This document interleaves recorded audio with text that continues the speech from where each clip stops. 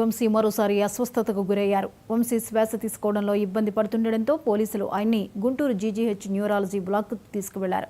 వంశీకి పల్మనాలజిస్ట్ పర్యవేక్షణలో వైద్య పరీక్షలు నిర్వహించారు. వైద్య పరీక్షల అనంతరం మాజీ ఎమ్మెల్యేలకు బీపీ, షుగర్ లెవెల్స్ సాధారణంగా ఉన్నట్లు వైద్యులు తెలిపారు. మరోవైపు ఆసుపత్రి వద్ద పోలీసులు భారీ బందోబస్తు ఏర్పాటు చేశారు.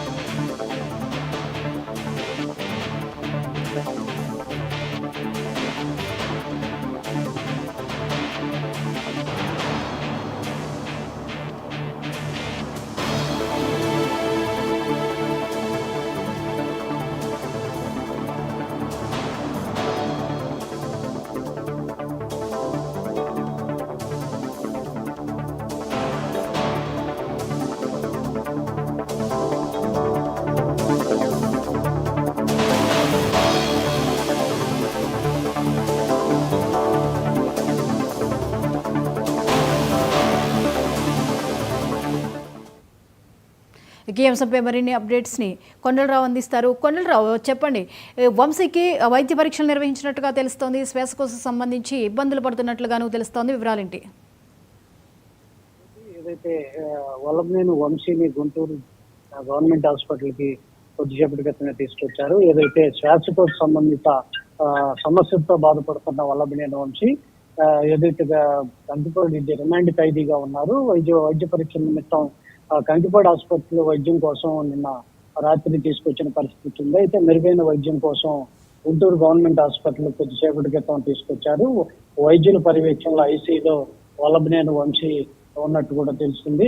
మరోపక్క వల్లభనేని వంశీ సతీమణి కూడా గుంటూరు జనరల్ హాస్పిటల్కి చేరుకున్న పరిస్థితి. దీంతో మరికొంతమంది వైకాపా నేతలు కూడా గుంటూరు గవర్నమెంట్ హాస్పిటల్కి ఇప్పుడిప్పుడే చేరుకుంటున్న పరిస్థితి ఉంది. వల్లభనేని వంశీకి అయితే లోపల డాక్టర్లు వైద్యం చేస్తున్నారు. ఎంత సేపు వైద్యం చేస్తారనేది తెలియాల్సి ఉంది.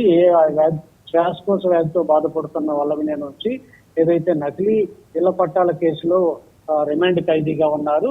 రిమాండ్ ఖైదీగా ఉన్న నేపథ్యంలో ఆరోగ్య పరిస్థితి బాగలేని నేపథ్యంలో నిన్న కంకిపాడు ఆసుపత్రికి తరలించిన నేపథ్యంలో కంకిపాడు ఆసుపత్రిలో మెరుగైన వైద్యం అందుకునే నేపథ్యంలో గుంటూరు ప్రభుత్వ ఆసుపత్రికి అయితే కొద్దిసేపటి క్రితం మెరుగైన వైద్యం కోసం తీసుకొచ్చారు. ప్రస్తుతం ఐసీలో అయితే వల్లభనేని వంశీకి డాక్టర్లు వైద్య పరీక్షలు చేస్తున్నారు. కొన్ని పరీక్షలు చేసిన తర్వాత కానీ వల్లభనేని వంశీకి ఆరోగ్య పరిస్థితి కూడా డాక్టర్లు ఎలా ఉంది అనే దాని మీద కూడా ప్రకటించనున్న పరిస్థితి అయితే కనపడుతుంది. Right, thank you Kondalarao.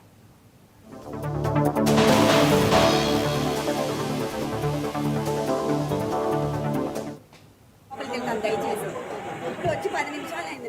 నేను అప్పటి నుంచి మిమ్మల్ని అడుగుతాను. నేనేం డిస్టర్బ్ చేయట్లేదు అసలు. చేయండి.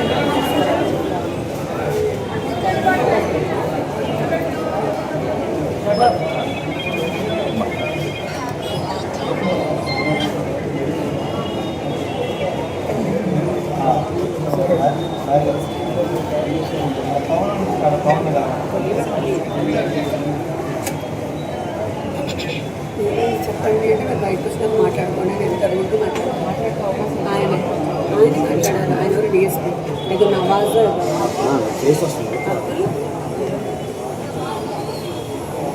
వాళ్ళు కూడా టైం వస్తుంది. మన సిచ్యువేషన్ వాళ్ళు కూడా వస్తుంది. సింపుల్ దానికి ఓన్లీ నేను కనుక్కుంటాను. పర్మిషన్ లేదు.